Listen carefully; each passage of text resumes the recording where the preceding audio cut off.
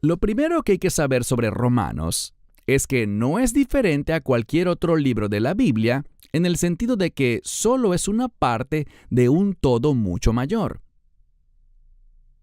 Romanos no es una Biblia en sí misma. No se trata de una teología sistemática autónoma que Pablo creó.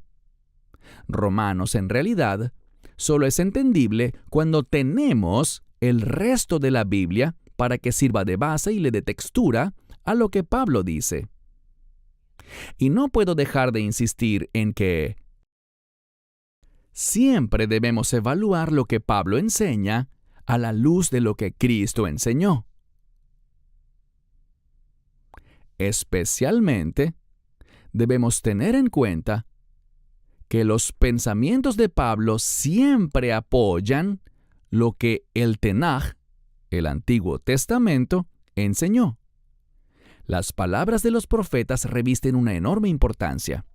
Si Pablo en modo alguno refutara a Cristo o a los profetas, entonces solo tendríamos a un mero hombre, Pablo, que escribió una teología personal llena de errores que solo tiene valor como literatura judía interesante de la época, y sería cualquier cosa menos divinamente inspirada.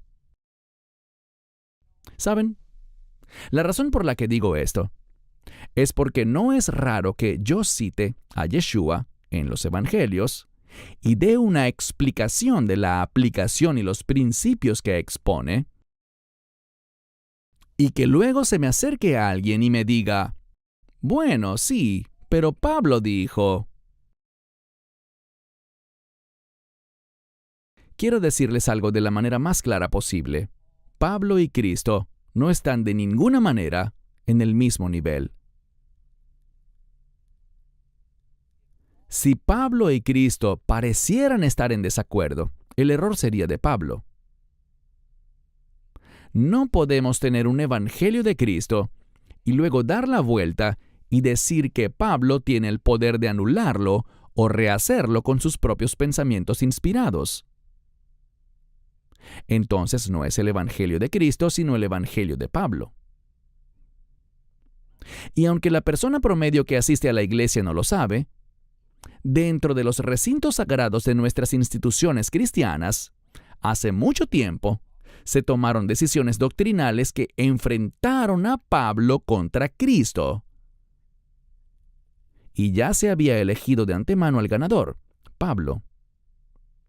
Y esto se debe a que había maneras de interpretar las declaraciones de Pablo que le hacían parecer en concordancia con las autoridades gentiles de la iglesia.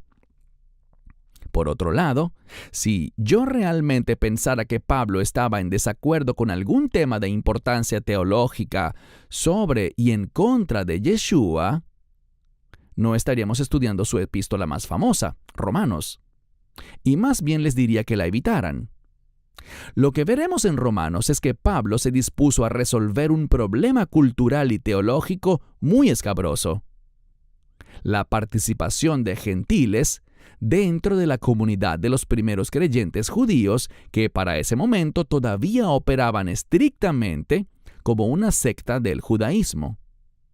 De hecho, gran parte del diálogo de Shaul se trata o se dirige directamente a los creyentes gentiles. Y algunos comentaristas piensan que el libro de Romanos fue escrito estrictamente para los gentiles.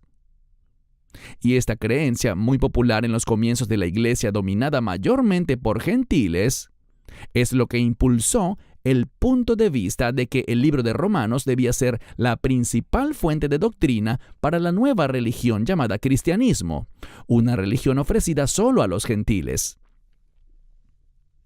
Hasta este momento, la mayor parte de los comentaristas cristianos, todos gentiles por supuesto, se refieren al libro de Romanos como literatura helenística. El helenismo se refiere al estilo de vida y cultura practicados por los gentiles griegos y romanos. Esta era la cultura dominante y deseada del Imperio Romano. Al considerar el libro de Romanos como literatura helenística, necesariamente descartamos el origen judío de su autor, así como el origen judío de su contexto, su teología, su significado y su mensaje. A decir verdad, el libro de Romanos es una literatura completamente judía, que incluso emplea principios y terminología de debate y defensa bastante estándar usados por los sabios y rabinos en el Talmud. Sí, los manuscritos más antiguos existentes del libro de Romanos están escritos en griego. Pero esto no debería ser problema. El griego era la lengua más hablada universalmente en el Imperio Romano. Pablo era un judío de la diáspora, cuya primera lengua era el griego. Los judíos, creyentes y no creyentes, en Roma, a quien se escribió esta epístola, lo que hablaban era griego. Y sin embargo, toda la historia, la teología, los pasajes de las Escrituras y los patrones de pensamiento que Pablo estaba transmitiendo eran puramente de origen hebreo. Es solo que estos pensamientos hebreos tenían que transmitirse necesariamente en la lengua griega. Recordemos quién era Pablo. Aunque era un judío de la diáspora nacido en Tarso, de Cilicia, se identificó con el judaísmo tradicional. Llamémoslo judaísmo rabínico para que tengamos una idea más clara. No hay que hacer conjetura alguna sobre Pablo en ese aspecto. Él se veía a sí mismo como un fariseo. Su formación en la escuela de Gamaliel es un hecho registrado.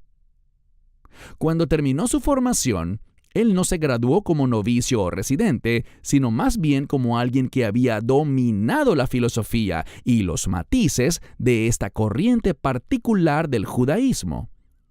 Pablo era un rabino en todo el sentido de la palabra.